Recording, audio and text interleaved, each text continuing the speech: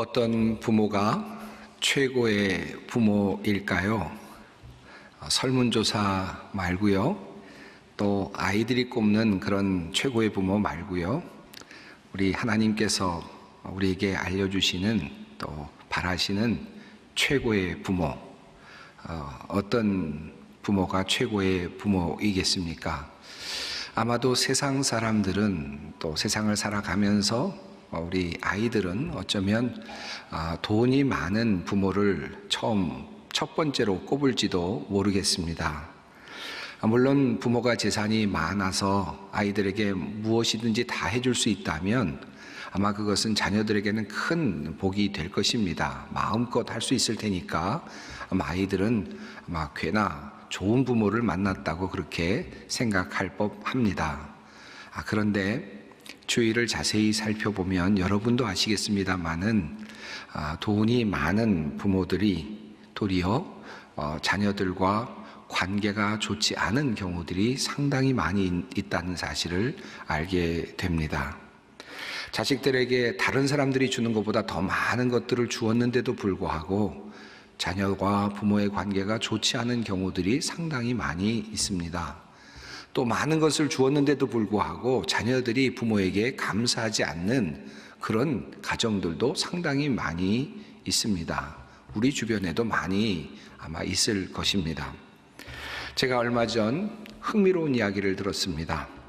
유산 기부와 관련하여서 연구와 일을 하고 계시는 어떤 분을 만나서 이런저런 이야기를 나누게 되었는데 요즘 우리 국민 중에도 많은 분들이 유산 기부에 대해서 관심을 가지고 또 상담도 많이 하고 있다 하는 소식을 들었습니다. 그런데 유산 기부의 동기가 조금 의외였습니다.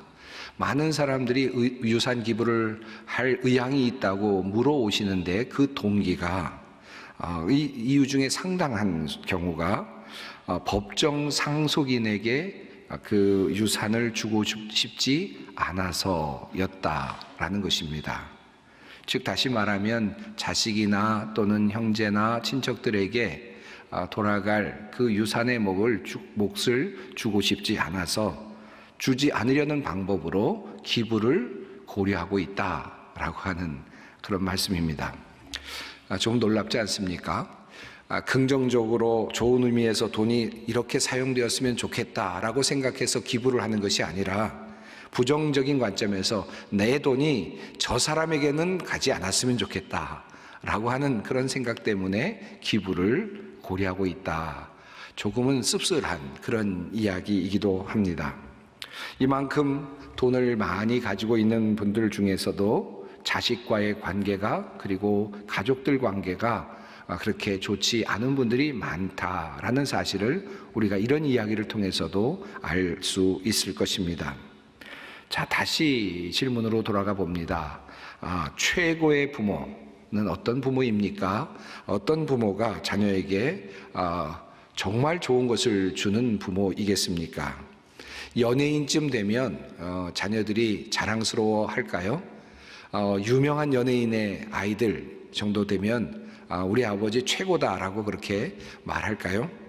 좋은 차를 태워서 학교나 학원까지 데려다 주면 좋은 부모이겠습니까? 어떤 분이 학원까지 아이를 늘 데려다 주곤 하는데 학원에 내릴 때 자녀가 기죽지 않도록 하려고 좋은 차를 구입했다라고 하는 이야기를 제가 전해 들었습니다. 최근 일은 아니지만 과연 그렇게 하면 최고의 부모일까요? 어쩌면 자녀들이 고마워할지는 모르겠지만 이것이 과연 최고의 부모가 될까 의심스럽습니다.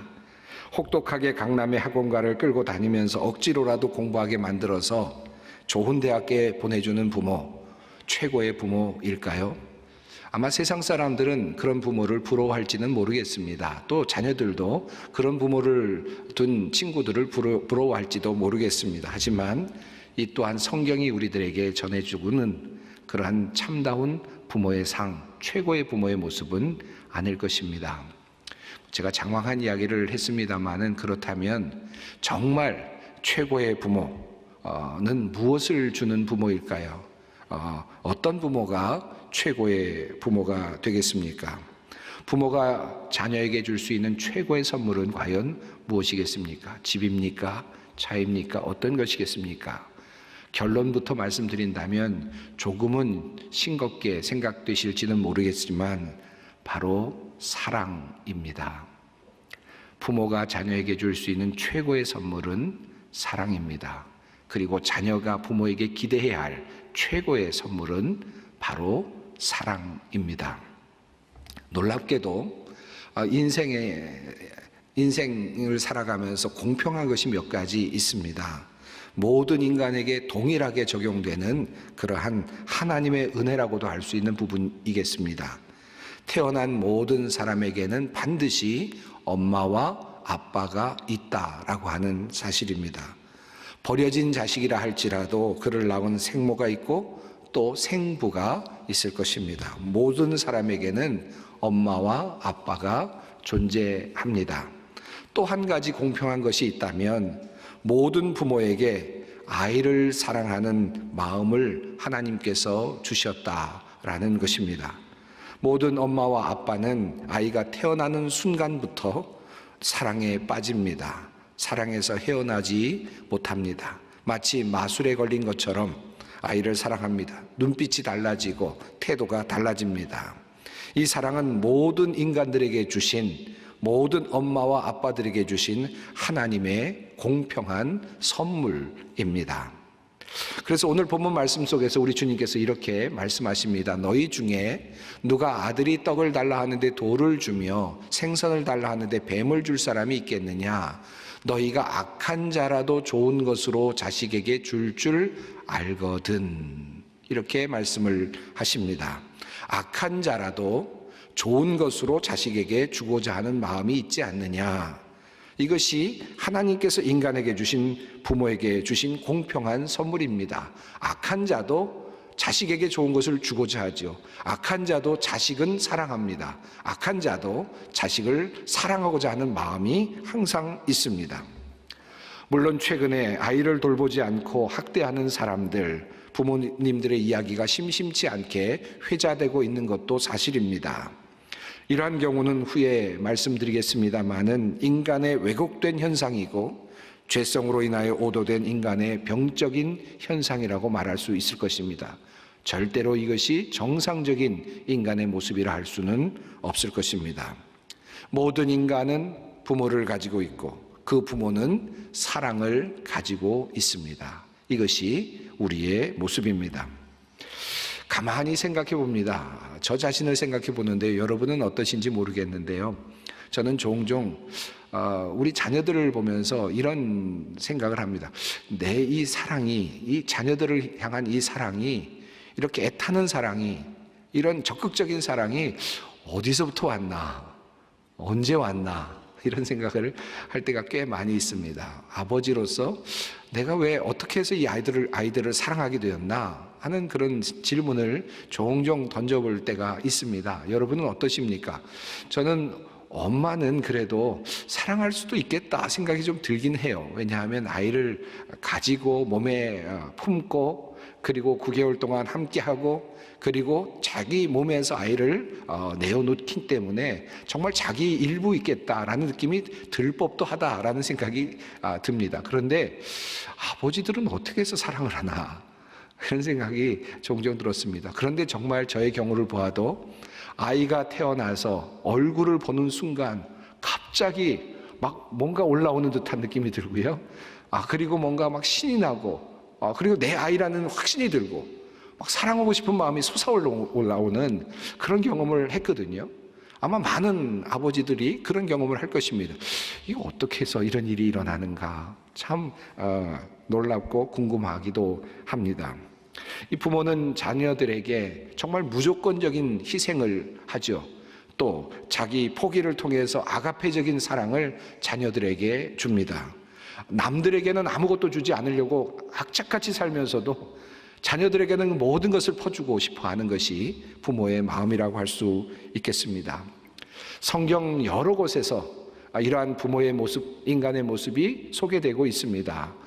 인간의 본래의 모습이라고 할 수 있겠습니다. 우선 지혜로운 솔로몬의 재판의 과정에 나타나는 여인의 이야기가 바로 그렇습니다. 두 여인이 있었는데 두 여인이 같은 비슷한 시간에 아이를 낳고 기르게 되었습니다. 그러다가 그만 잠을 자던 중에 아이를 그만 깔아서 그만 한 아이를 죽게 만들었습니다.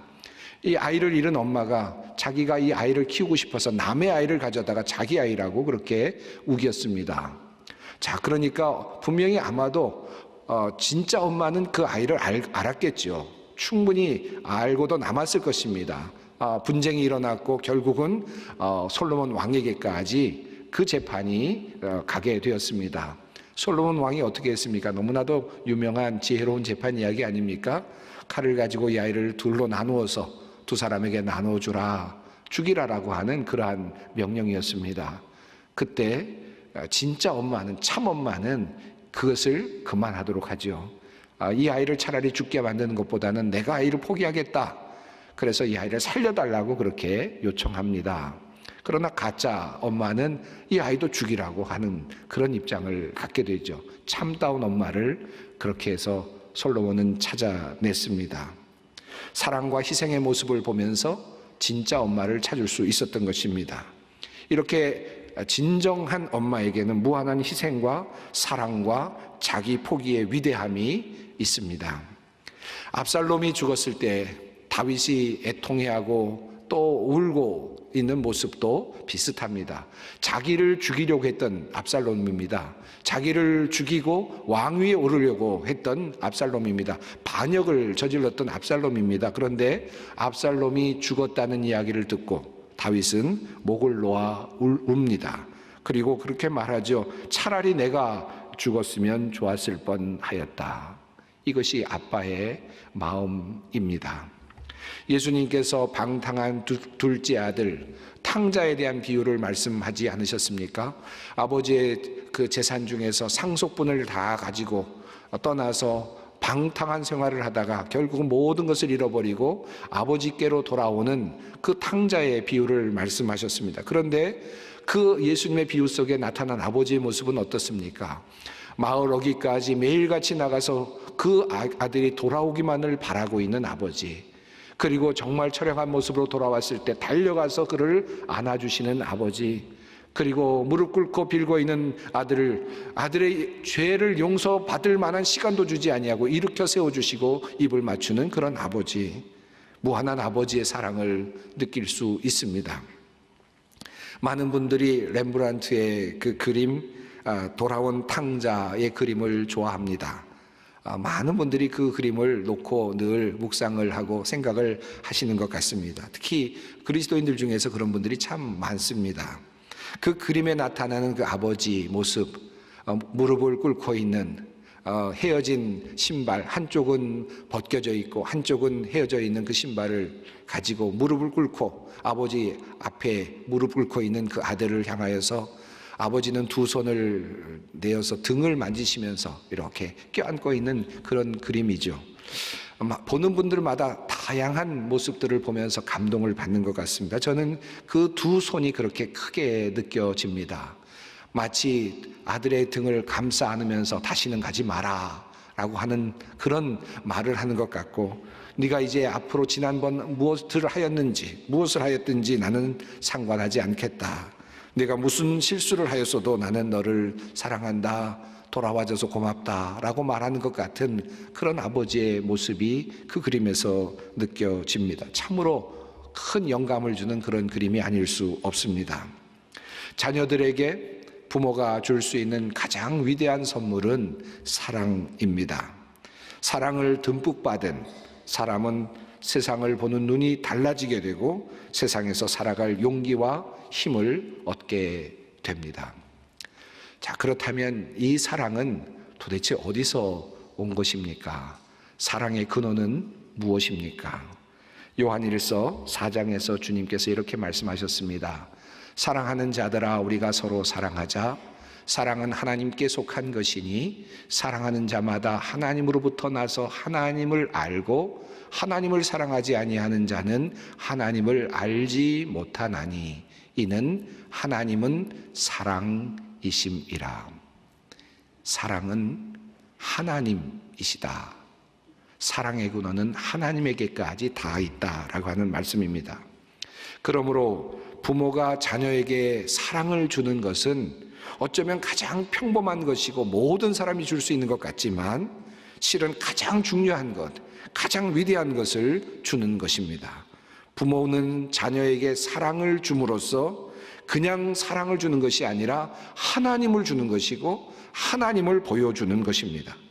즉 하나님을 알려주는 가장 중요한 통로로 하나님은 부모를 사람 옆에, 자녀 옆에 두셨다라는 말씀입니다.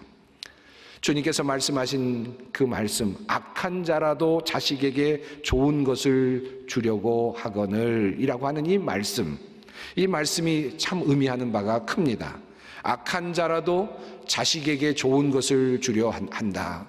악한 자라도 자식에게 사랑을 줄 안다. 하나님을 모르는 악한 자라도 그의 자식에게는 사랑을 전해준다. 하나님의 속성을 전해준다. 하나님의 마음을 전해줄 수 있다라고 하는 주님의 말씀입니다. 우리나라는 전통적으로 유교적이고 가부장적인 문화 속에서 살아왔기 때문인지 아버지와 자녀의 관계가 이렇게 썩 좋지 않은 그런 경우들이 상당히 많이 있습니다. 그 관계가 망가져 있거나 또 어색하고 소원한 그런 경우들이 상당히 많이 있는 것 같습니다. 심지어 어렸을 때 아버지로부터 폭력이나 폭행이나 폭언을 들으면서 자라난 사람들은 하나님을 아버지로 부르는 것을 매우 힘들어합니다. 내가 하나님을 아버지라고 불러야 하나요? 그런데 내가 알고 있는 아버지는 참 안 좋은 아빠인데요. 나를 때린 아빠, 나를 못 살게 굴었던 아버지인데 내가 하나님을 아버지라고 부를 때 참 힘듭니다. 하나님이 마치 나의 진짜 아빠였던 그것과 같은 느낌이 들어서 마음이 힘듭니다라고 이야기하는 분들이 참 많습니다. 하나님 아버지라고 말하면서 그 아버지의 그 기억 때문에, 좋지 않은 아버지에 대한 기억 때문에 그 사랑을 느끼지 못하고 도리어 두려움을 느끼는 경우들이 상당히 많이 있습니다. 이 땅에 아버지들이 잘 못한 것입니다. 자식들에게 사랑이 무엇인지 알려주지 못한 것이고 하나님을 전하는 도구로 제대로 살지 못한 것입니다. 아주 오래전 제가 미국에서 목회할 때에 저희 교회는 아니었지만 다른 교회에서 실제로 일어났던 일인데요. 제가 그 이야기를 듣고 참 여러 가지 생각을 했던 그러한 이야기입니다. 어떻게 하면 교회를 잘 성장시킬 수 있을까? 교회 구성원들이 함께 모여서 토론하는 시간이 있었답니다. 함께 모여서 또 새로운 세대 사람들까지도 교회에 나와야 되겠는데 아이들이 잘 나오지 않으니까 젊은 청년들도 함께 모아서 함께 교회 구성원들이 함께 토론하는 그런 시간이 있었던 것입니다. 한참 토론을 하던 중에 교회의 미래에 대한 이야기가 나왔고 교회의 젊은이들이 잘 나오지 않는다는 것을 놓고 열띤 토론이 이어졌습니다. 이런 토론 중에 부모님들이 하는 한탄이 이어졌겠죠, 당연히. 나는 어렸을 때 우리 아이들 데리고 나와서 우리 아이들이 교회 잘 나와서 열심히 봉사도 하고 또 교회 생활도 잘했는데 아이들이 머리가 크면서 아이들이 점점 커가면서 교회에 나오지 않는다고, 이거 참 안타깝다고 이런저런 이야기들을 서로 했습니다. 아이들이 이제는 부모의 말을 잘 듣지 않는다는 그런 한탄이 이어졌죠. 그런 토론 중에 그 교회의 젊은 아이, 그곳에서 자라난 한 아이가 이렇게 그 부모님들 앞에서 이런 이야기를 솔직하게 했다고 합니다. 부모님들은 우리들이 커서 교회에 나오지 않는다는 것 때문에 걱정을 하십니다. 어려서는 잘 다녔는데 왜 교회에 나오지 않느냐고 이야기합니다. 하지만 우리가 어려서부터 부모님과 함께 교회를 다녀올 때마다 차 안에서 들었던 이야기는 이런 이야기들이었습니다. 목사님을 비난하는 이야기, 교인들을 비난하는 이야기, 교회에서 사람들이 싸운 이야기, 교인 중에 누가 어떻다는 이야기. 우리가 교회를 다니면서 부모님으로부터 들었던 것은 그런 좋지 않은 이야기, 사건들, 사람들의 이야기들 뿐이었습니다. 그리고 우리가 크면서 본 것은 교회를 나가시면서도 하나님의 말씀대로 살지 않으시는 부모님의 모습이었고, 교회에서 성도들에게 보이는 태도와 정말 다르게 살고 계시는 나의 부모님의 모습이었습니다. 그런데 왜 우리에게 교회에 나오지 않는 책임을 물으십니까?